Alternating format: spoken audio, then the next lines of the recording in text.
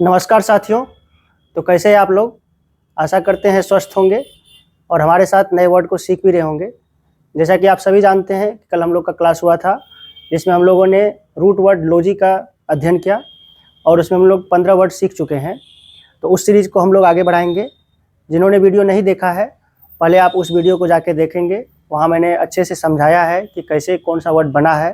तो पहले आप उन सब वीडियो को देखिए, फिर समझ में आएगा। फिर हम लोग इस सीरीज़ को आगे बढ़ाते हैं। चलिए हम लोग शुरू करते हैं और बताते रहिए आपको वीडियो कैसा लगता है, कमेंट करते रहेंगे, ठीक है। तो लॉजी जो कि पिछले क्लास में हम बता चुके हैं, लॉजी का मतलब होता है स्टडी ऑफ समथिंग।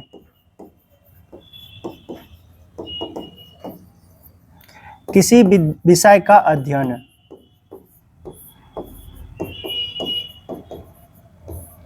किसी विषय का अध्ययन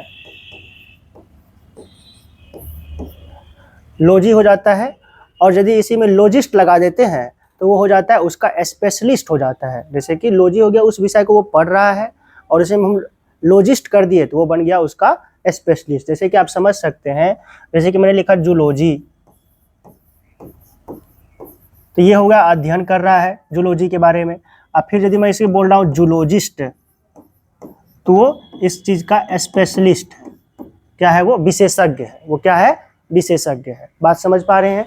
तो ऐसा नहीं है कि जो लॉजिस्ट वाला आएगा तो कुछ नया मीनिंग देगा, कुछ नहीं होगा, बस वो उस चीज़ का विशेषज्ञ होगा। क्या होगा, विशेषज्ञ होगा। तो चलिए आगे बढ़ाते हैं। आज जो मेरा फर्स्ट वर्ड है वो है डेक्टायोलॉजी। क्या है, डेक्टायोलॉजी। डेक्टायोलॉजी का मतलब होता है, पहले इसका समझना है, इसका मतलब होता है फिंगरप्रिंट। फिंगरप्रिंट, जिसमें आपको फिंगरप्रिंट के बारे में अध्ययन करवाया जाता है, उसको बोलते हैं डेक्टायोलॉजी। मतलब स्टडी ऑफ फिंगरप्रिंट्स।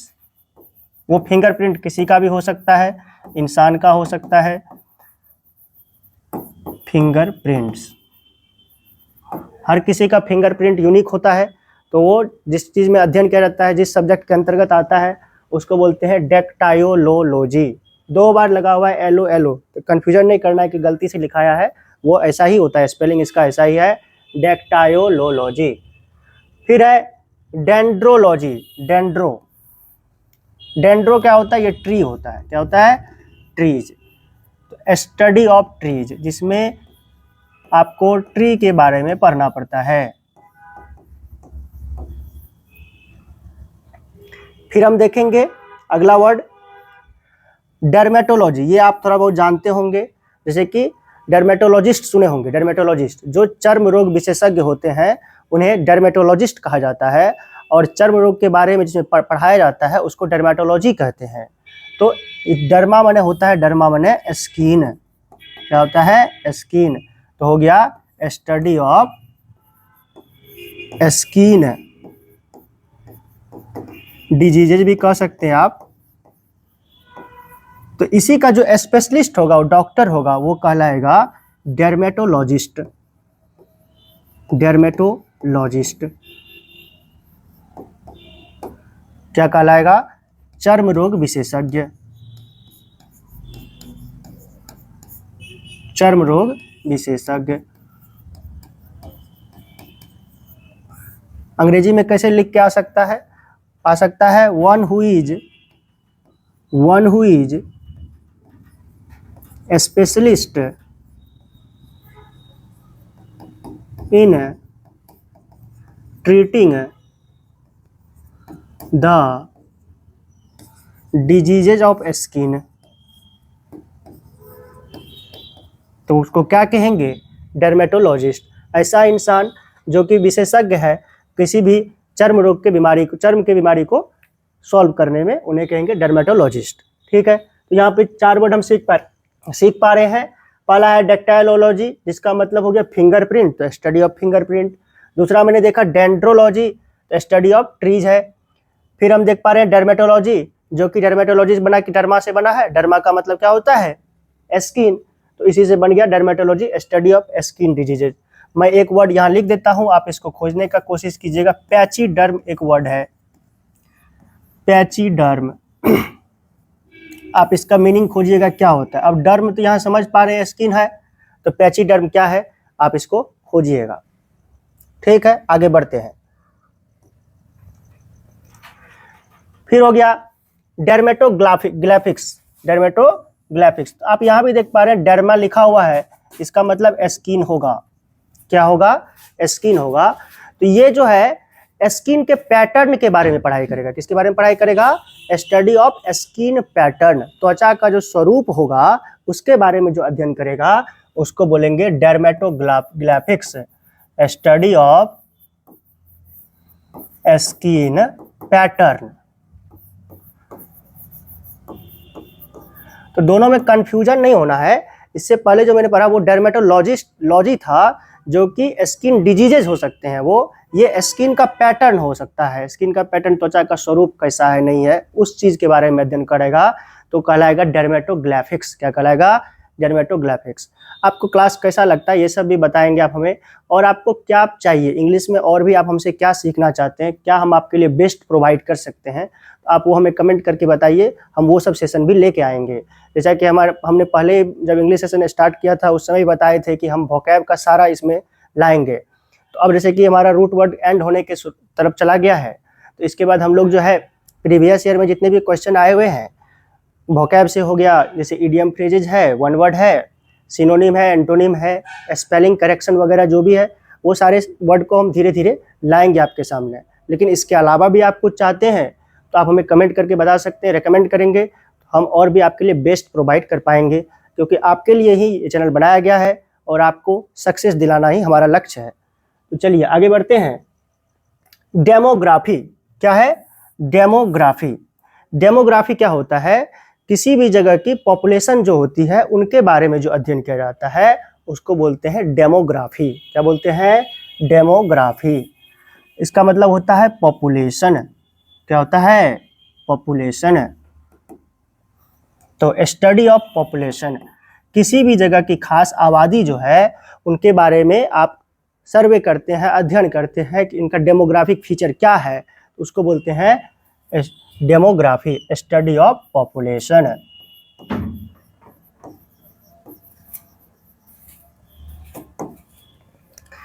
अब ये वर्ड तो बहुत आसान है, जैसे इकोलॉजी, ये वर्ड तो बहुत आसान है। इको किससे जुड़ा हुआ है?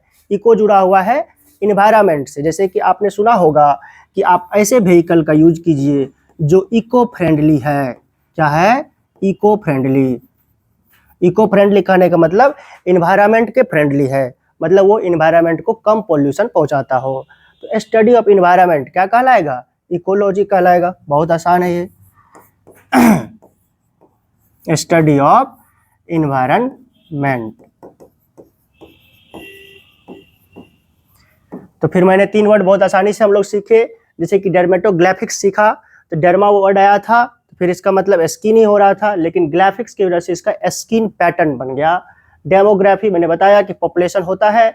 फिर इकोलॉजी, जैसे कि आप समझ पा रहे हैं, इको फ्रेंडली वर्ड सुने ही होंगे। इको फ्रेंडली का मतलब इन्वायरमेंट से रिलेटेड वर्ड होते हैं ये, इसीलिए स्टडी ऑफ इन्वायरमेंट हो गया। आगे बढ़ेंगे।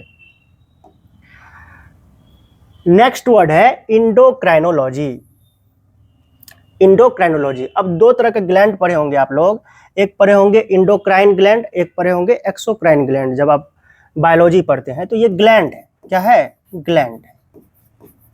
तो स्टडी ऑफ ग्लैंड्स क्या कहलाता है? इंडोक्राइनोलॉजी। सिंपल सा बात है, स्टडी ऑफ ग्लैंड्स।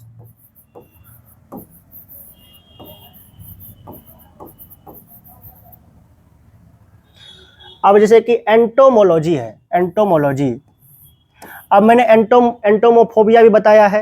एंटोमोफोबिया क्या बताए थे कि एंटोमोफोबिया का मतलब क्या होता है? इंसेक्ट का। तो यहाँ एंटो मतलब इंसेक्ट है। क्या है? इंसेक्ट, कीड़ा मकोड़ा का। तो कीड़ा मकोड़ा का जो अध्ययन होता है वो कहलाता है entomology, study of insect.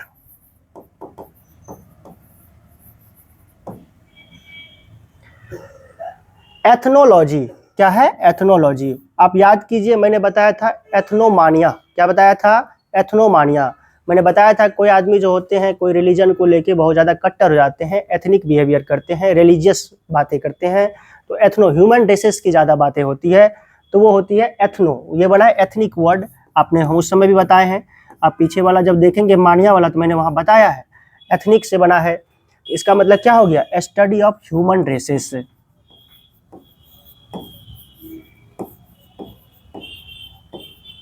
Human races है, मानव प्रजाति।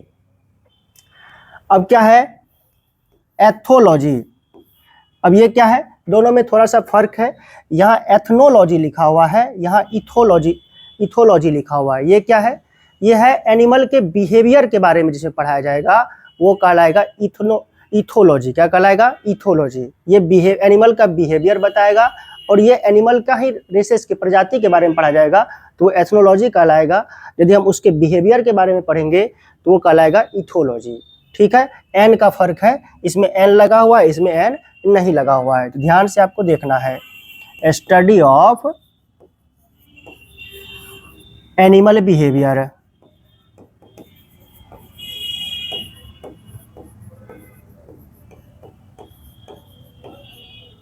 तो फिर से एक बार रिकॉल कर लेंगे सारे वर्ड को, जैसे कि इंडोक्राइनोलॉजी। दो तरह के ग्लैंड होते हैं, एक्सोक्राइन ग्लैंड और इंडोक्राइन ग्लैंड।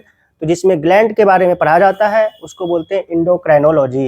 एंटोमोलॉजी, एंटोमोलॉजी मैंने बताया था इंसेक्ट का होता है, तो स्टडी ऑफ इंसेक्ट हो जाएगा। एथनिक वर्ड मैंने आपको पहले ही बताया है कि जो ह्यूमन रेसेस होती है उसी से बना है एथनोलॉजी, इसी से बना है एथनोमानिया, तो इसी से बन गया स्टडी ऑफ ह्यूमन रेसेस। एक नया वर्ड आ गया है एथोलॉजी। एथोलॉजी मतलब ये ह्यूमन रेसेस नहीं, ह्यूमन के बिहेवियर या फिर कोई भी एनिमल हो सकता है जिसके बिहेवियर के बारे में पढ़ेंगे वो क्या कहलाएगा, इथोलॉजी। चलिए आगे बढ़ेंगे। नेक्स्ट वर्ड है इटीमोलॉजी। अब ये जब आप व्याकरण पढ़ते होंगे हिंदी में भी तो पढ़ते होंगे वर्ण विचार, शब्द विचार, ऐसा पढ़ते होंगे। उसी तरह अंग्रेजी में भी है ऑर्थोग्राफी, इटीमोलॉजी, है ना, तो उसी चीज को इटीमोलॉजी करे। वो था एंटोमोलॉजी, ये है इटीमोलॉजी। तो कोई भी लैंग्वेज का ओरिजिन कैसे हुआ है उसके बारे में जो पढ़ते हैं दैट इज कॉल्ड इटीमोलॉजी। क्या कहलाता है वो, इटीमोलॉजी। Study of the origin of language. Study of origin of language.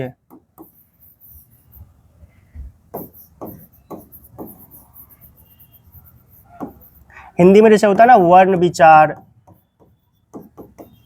फिर होता है शब्द विचार, तो इसको अंग्रेजी में बोलते हैं ऑर्थोग्राफी, इसको बोलते हैं इटीमोलॉजी।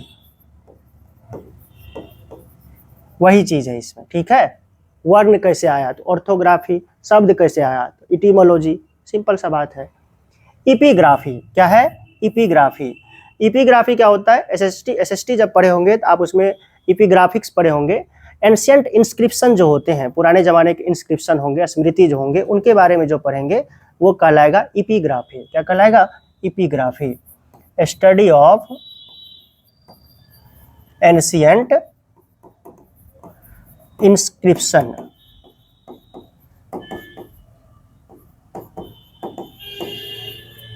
आप ऐसे याद रख से, याद नहीं आ रहा तो ईपी से याद रखिए एपिक वर्ड। एपिक, एपिक क्या होता है, एपिक होता है महाकाव्य, जैसे कि रामायण है, महाभारत है, ये कितना पुराना है, तो पुराना चीज है ना, एंशिएंट इंस्क्रिप्शन, ऐसे भी याद रख सकते हैं आप। जियोलॉजी, ये बहुत आसान है। जियो मतलब क्या होता है, अर्थ है। जियो मतलब अर्थ। स्टडी ऑफ अर्थ जो हो जाएगा वो जियोलॉजी हो जाएगा, स्टडी ऑफ अर्थ क्रस्ट।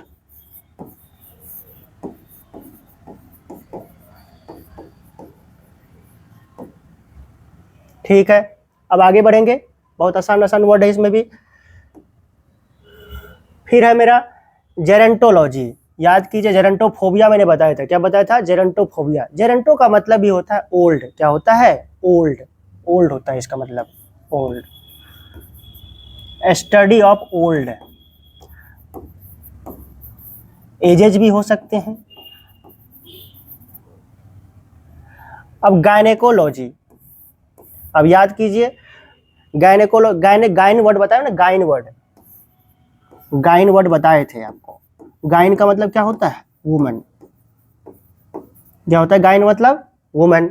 इसी से बन जाए gynaecology, study of women's diseases.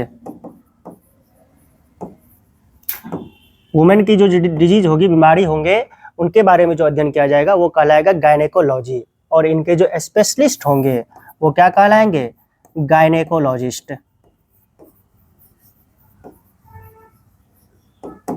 क्या कहलाएंगे? गायनेकोलॉजिस्ट। मैंने गाइन पर और भी बहुत सारे वर्ड पिछले क्लास जब जहाँ पर गाइन वर्ड आया था तो वहाँ पे मैंने डिस्क्राइब किया है। तो आप पीछे का वीडियो देखेंगे तो वहाँ पे मैंने गाइन के जितने भी वर्ड बने हैं तो वहाँ मैंने उसको डिस्क्राइब कर दिया था।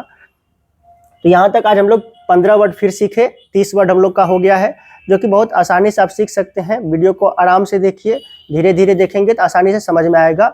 और जो वर्ड नहीं आता उसको नोट भी करते चलना है, जिससे आपके पास वर्ड का स्टॉक भी हो जाएगा और आपको एग्जाम में बहुत ज़्यादा मदद भी मिलेगा। वीडियो को इसी तरह देखते रहिए, दोस्तों में शेयर भी कीजिए। और आपको हमसे क्या नया चाहिए ये भी आप हमें कमेंट करके बता सकते हैं। क्लास कैसा लगता है ये बताइए, और फिर आपका फीडबैक हमारे लिए बहुत ही इंपॉर्टेंट होता है। Thank you, have a nice day.